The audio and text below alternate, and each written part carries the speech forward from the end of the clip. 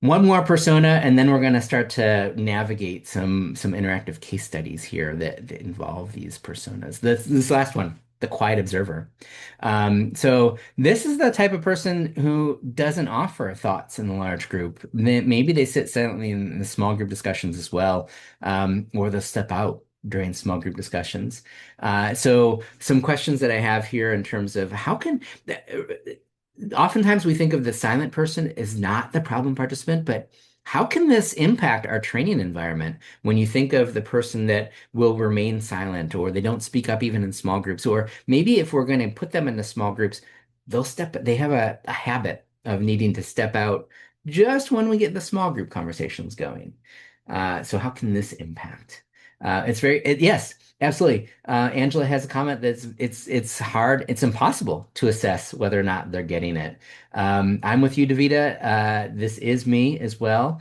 Um, Rebecca says this is not me. Ask them questions directly.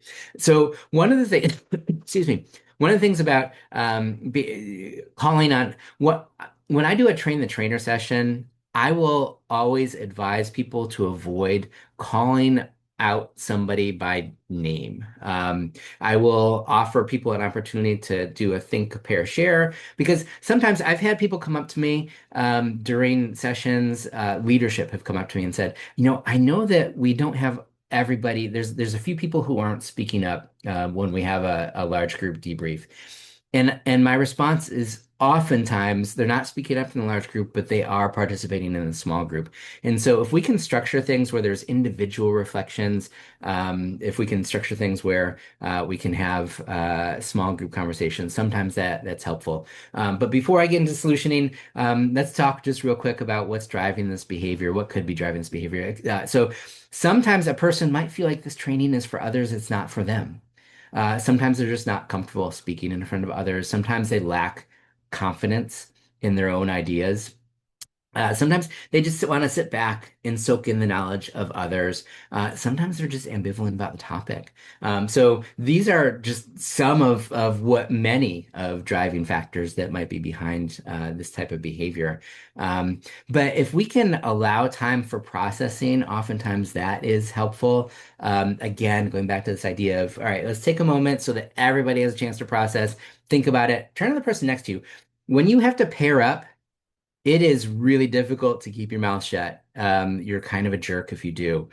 So when we can put people into pairs, that's kind of my solution instead of calling somebody directly by name. Aaron, what's the answer to this? Because that can surprise somebody and it can really make them anxious. And when anxiety goes up, the ability to learn goes down.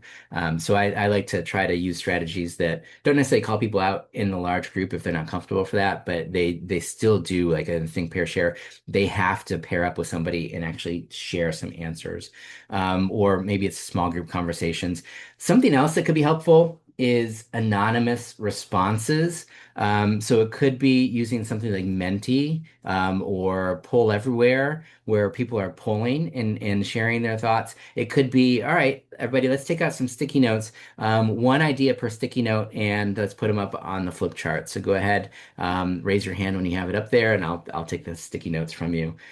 Something else that could be helpful is just check in during a break. Maybe something is happening where that person is distracted from things that are happening outside of the classroom, or having activities where there are written reflections or journaling helps to make sure that everyone is engaged. All right, so. Those are four personas. Now, let's think through how we might actually apply some of these strategies. So, what I've done in this